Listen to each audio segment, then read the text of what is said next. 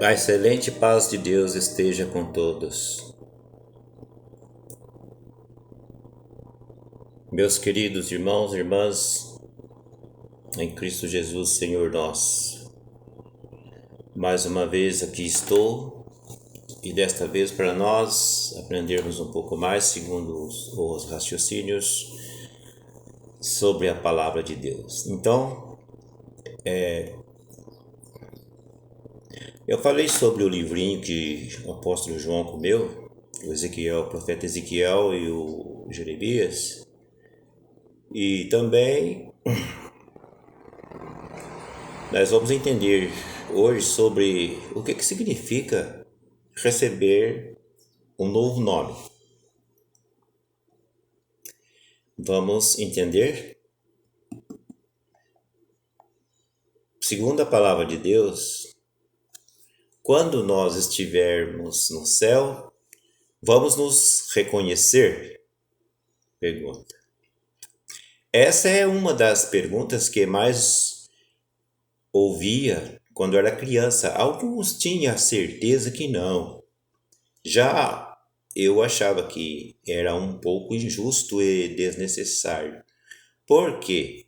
Afinal, nós não nos reconheceríamos?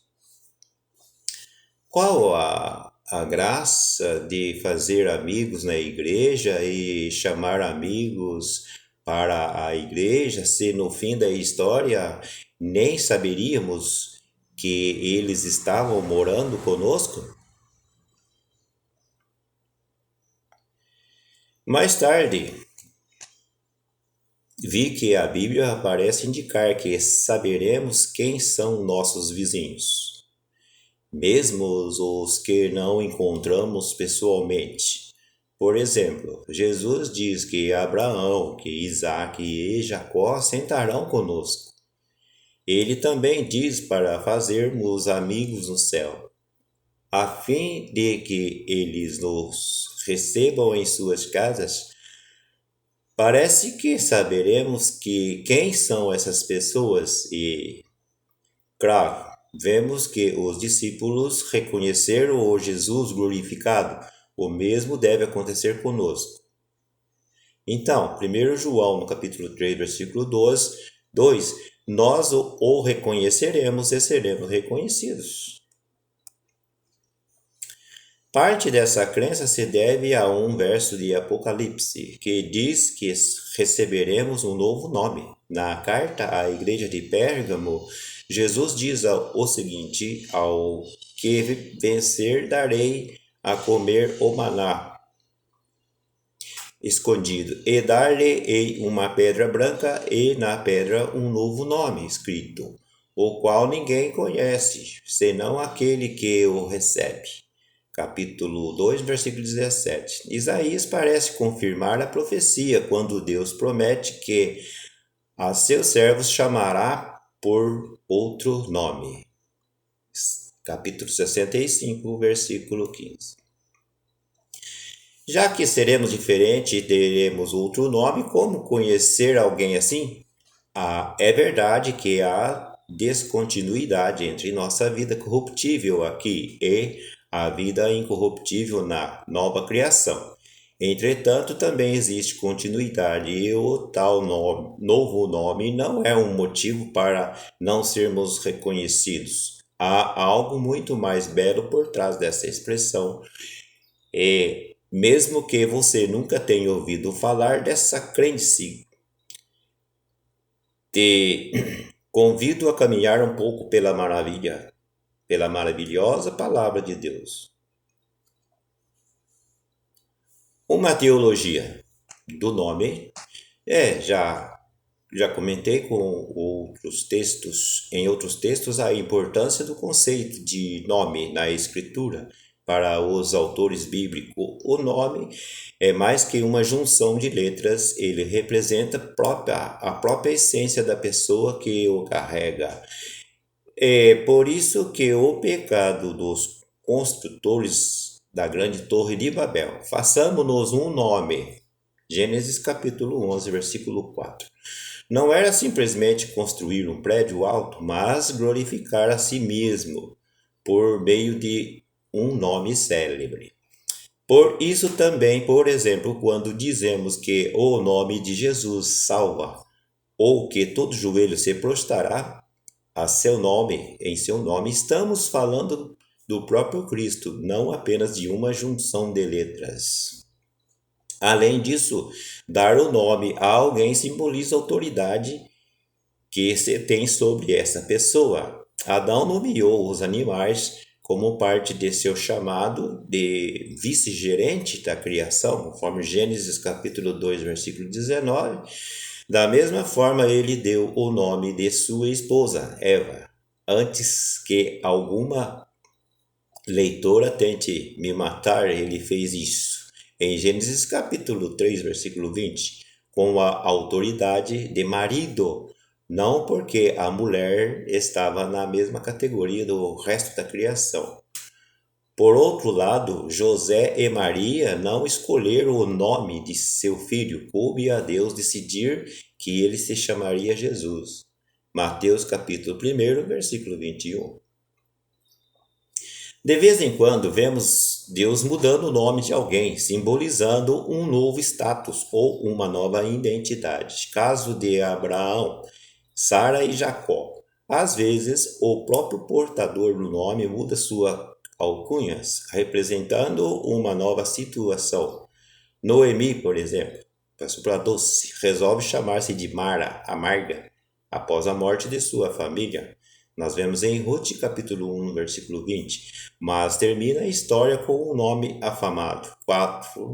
Capítulo 4, versículo 14. Aliás, note como a ideia do nome move todo o livro de Ruth. No livro que inspirou esse artigo, nos fala ainda de outras ideias por trás da expressão nome. Quando alguém, na época do Antigo Testamento ou do mundo antigo, dava um nome a outra pessoa ou coisa, significava que ela possuía essa pessoa ou coisa, ou saber o nome de alguém, e especialmente o nome de Deus. Frequentemente significava entrar em um relacionamento íntimo com essa pessoa, ou poder, autoridade, posse, intimidade, status e identidade. Tudo isso estava associado à ideia de nome e, como veremos, isso ainda encontra-se parcialmente em nossa sociedade nos dias de hoje. Uma teologia do novo nome em nossa época de individualismo e feminismo, a prática perdeu um pouco da força, mas tenho certeza de que muitas garotas e alguns rapazes já fizeram isso, pegaram seu nome e o imaginaram junto ao nome do namorado ou pretendente, né? Como eu me chamaria se me casasse com ele ou com ela. Elas pensaram, e isso que acontece em sociedades tradicionais. A mulher, quando casa, tem seu nome modificado. Às vezes somos levados a pensar que isso é mero elemento cultural ou fruto de uma tradição das sociedades patriarcais. Entretanto, se entendermos a Bíblia como verdadeira e, consequentemente, o casamento como figura do relacionamento entre Cristo e a Igreja, descobriremos que essa prática ilustra algo belíssimo sobre a história da redenção. Próximo Apocalipse, capítulo 2, versículo 17, encontramos outras promessas aos crentes. Ao que vencer, eu farei coluna do templo do meu Deus, e dele nunca sairá, e escreverei sobre ele o nome do meu Deus, e o nome da cidade do meu Deus, e a nova Jerusalém que desce do céu, do meu Deus, e também o meu novo nome. Apocalipse capítulo 3, no versículo 12. Mais adiante, em capítulo 14, versículo 1, aprendemos que os crentes terão o nome do Pai em suas testas, o que lembra que o sacerdote usava uma lâmina de ouro com os dizeres santidade ao Senhor. Êxodo capítulo 28, versículo 36 a 38. Novamente, Bela explica. Parte dos significados cristãos terem o nome de Deus e de Cristo em suas frontes é que eles compartilham da presença, da semelhança e do caráter de Deus e do seu Messias, como consequência de consagrar-se a eles. O que isso tudo significa? Basicamente, o que falamos antes, uma nova condição, uma nova identidade, como Abraão, Jacó e Noemi tiveram pela bondade de Jesus. Ensina ao mesmo tempo que temos um novo nome e que Deus escreveu em nós seu nome. E como termina o livro de Apocalipse, com um casamento, nós somos a noiva e receberemos o nome do noivo. Os dois agora são um. Assim, casar e receber o nome de um marido torna-se uma figura dos cristãos que consagram-se ao Senhor e, consequentemente, tornam-se um como ele e compartilham de seu caráter, autoridade, posse, intimidade, status e identidade. Poderíamos falar horas e horas das diversas implicações desse novo nome que receberemos. Listarei algumas delas e sugiro que meditemos sobre cada um desses itens com coração cheio de alegria e gratidão. Receber um novo nome nos lembra que Cristo é nosso Senhor e tem autoridade sobre a sua igreja. Como o Pai escolhe o nome dos filhos, nosso Pai nos dá um novo nome, lembrando que fomos adotados e agora somos parte da família de Deus. Receber o nome de Deus é sinal de que Ele é nosso dono e que pertencemos a nosso marido, que é nosso Senhor Jesus Cristo. Conhecer o nome de Deus e o nome de Cristo mostra que temos profunda intimidade com o Pai e Filho, como um filho e um marido têm. Receber o sobrenome do noivo nos lembra que seremos um com ele, que compartilharemos um novo lar cheio de amor e felicidade. Nosso novo nome lembra a nova criação da qual já fazemos parte, mas que será manifesta com a volta de Cristo. Somos nova criatura, novo homem, nova vida. Carregar o nome do Senhor Jesus é ser habitado pelo Espírito, com o templo de Israel como agora seremos, coluna do templo. Lembra que quando o nome de Deus era aplicado a algum lugar, isso frequentemente indicava que sua presença estava lá.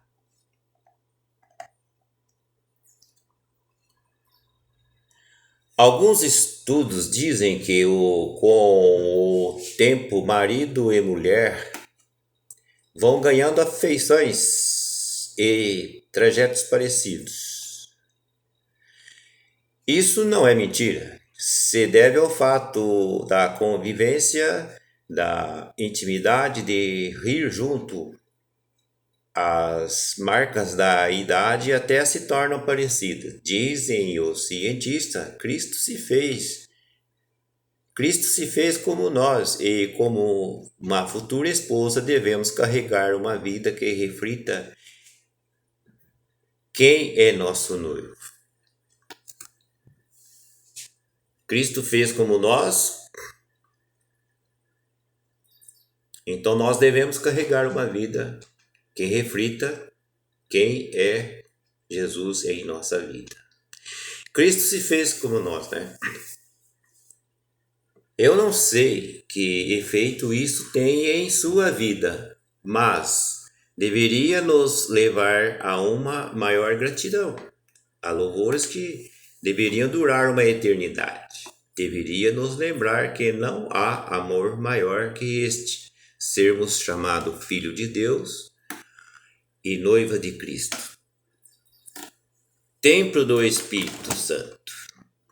Que tenhamos isso em nossos corações até o dia que as palavras que estão em Apocalipse 22, versículo 4, se cumpram. E verão o seu rosto, e nas suas testas estará o seu nome. Tudo bom? Bem explicadinho. Tenho certeza que aprendemos um pouquinho mais nesta manhã. Deus abençoe a todos e que a paz e a presença do Espírito Santo esteja sempre em nossos corações. Amém.